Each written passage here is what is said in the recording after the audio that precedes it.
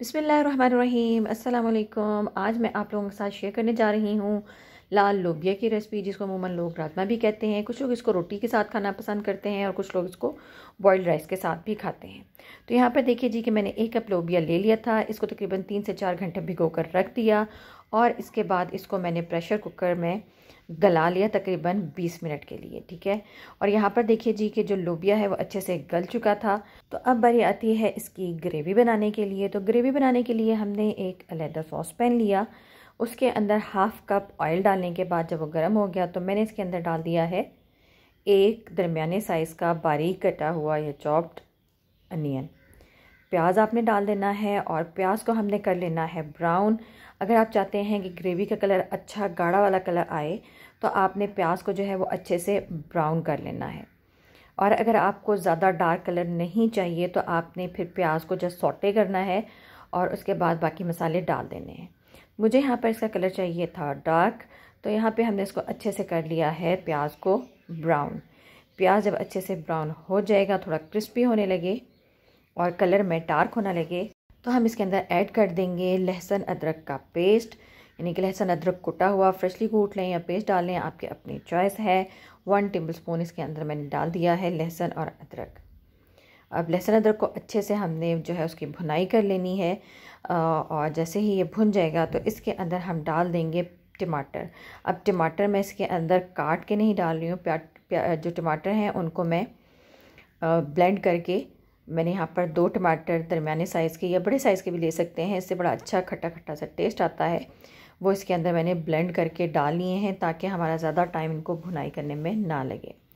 और यहाँ पर हम जी टमाटरों का जो पानी है उसको ड्राई करेंगे। जैसे ही वो अच्छे से खुश्क हो जाएगा तो फिर इसके अंदर हम जैसे ही मसाला जो है वो थोड़ा तेज़ रिलीज़ कर देगा तो हमने साथ ही इसके अंदर ऐड कर देनी है हरी मिर्च।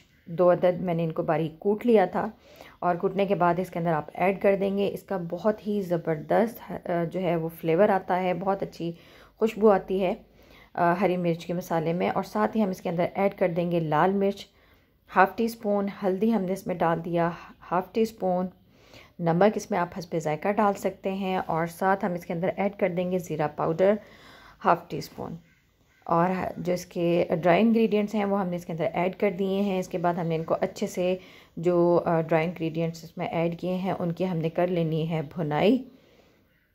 और ड्राई इंग्रेडिएंट आप देखेंगे कि जैसे ही भुनते जाएंगे साथ साथ मसाला जो है वो भी यकजान होता हुआ आपको नज़र आएगा। तो यहाँ पर आपने इसके अंदर थोड़ा थोड़ा सा पानी ऐड कर लेना है ताकि जो मसाला है वो अच्छे से बिल्कुल यकजान हो जाए और एक ज़बरदस्त किस्म की जो ग्रेवी है वो बन जाए।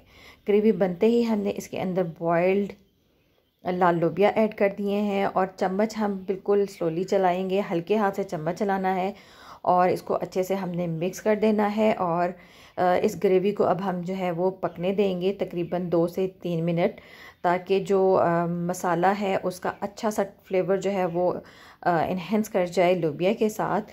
और यहाँ पर आप देखिए कि इसमें अच्छे से बॉयल आ रहे हैं और एक ज़बरदस्त सी कंसिस्टेंसी आ चुकी है। तो मैं इसको बहुत ज़्यादा ड्राई नहीं करूँगी, बल्कि मैं इसको थोड़ा ऐसा रखूँगी कि हमें बॉइल्ड राइस के साथ भी हम खा सकें। यानी कि हल्का सा इसके अंदर शोरबा मौजूद रहेगा और चाहें तो इसको आप रोटी के साथ भी सर्व कर सकते हैं। ज़बरदस्त सा हमारा सालन रेडी हो चुका है, तेज़ रिलीज़ हो चुका। तो इसके ऊपर मैंने डाल दिया है बारीक कटा हुआ हरा धनिया और 1 टीस्पून इसके अंदर ऐड कर देंगे हम पिसा हुआ यानी कि गरम मसाला पाउडर।